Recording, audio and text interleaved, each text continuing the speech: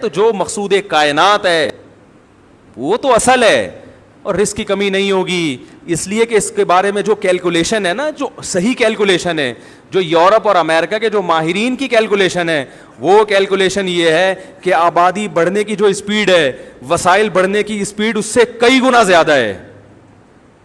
ہماری کتابوں میں غلط کیلکولیشن بتائی جا رہی ہے ہمیں بیوقوف بنانے کے لیے.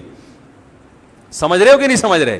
کیونکہ دیکھو جب گھر میں مہمان آتے ہیں, آپ جب کھانا پکاتے ہو تو 10 افراد اگر آئیں گے تو کھانا 10 کا بناتے ہو یا 15 کا بناتے ہو؟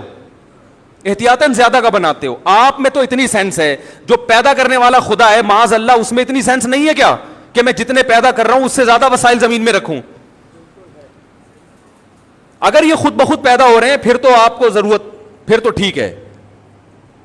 لیکن اگر یہ خود پیدا نہیں ہو رہے بلکہ ان کو کوئی پیدا کر رہا ہے, تو اگر آپ خدا کے وجود ہی کے منکر ہیں, آپ یہ سمجھتے ہو سب کچھ اتفاق سے ہو رہا ہے, پھر جو چاہے آپ کیلکولیشن لا کے بیوقوف بنا دے لوگوں کو.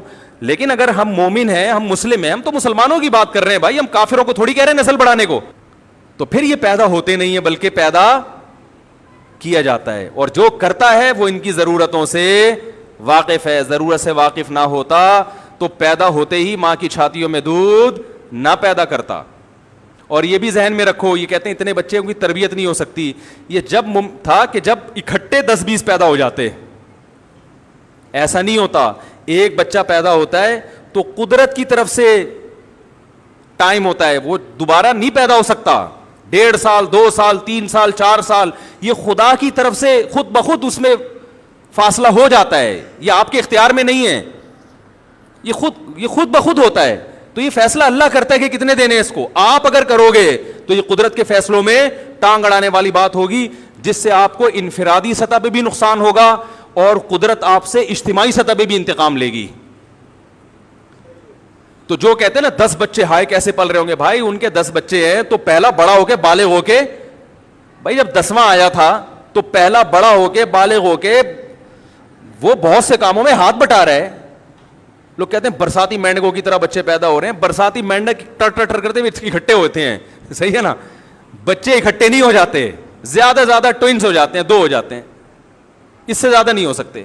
ہوتے ہیں وہ گینز بک آف ورلڈ میں, پھر وہ ایسے ہیں 5 بھی اکٹھے ہو گئے تو, لیکن ہوتا نہیں ہے ایسے. تو وہ قدرت کی طرف سے خود بخود ہے. تو یہ سارے ایک نیچرل چیزیں ہیں, قدرتی چیزیں ہیں. ان میں ان لبرل لوگوں کے دلائل سے متاثر ہو کر اپنے خاندان کو تباہ و برباد نہ کرو. بڑھاپے میں یہ بیچارے لبرل لوگوں کی زندگی جا کے دیکھو, میں نے تو دیکھی ہے. بڑے پڑھے لکھے ہوتے ہیں, بہت پڑھے لکھے, اپنا بڑھاپا میرے سامنے آ کے شیئر کرتے ہیں, جو میں آپ کے سامنے کیا بتاؤں. بتا رہے ہوتے ہیں کہ ہم میں پار یہ ڈگری, یہ بھی ڈگری, یہ بھی ڈگری. بچے ایک آدھی تھے جو بڑی تربیت یافتہ PhD کروا دیا, لیکن ایک امریکہ میں ایک لندن میں بیٹھا ہوا ہے, میں اکیلا یہاں دیواریں میں ڈگریاں دیکھ دیکھ کے خوش ہو رہا ہوں.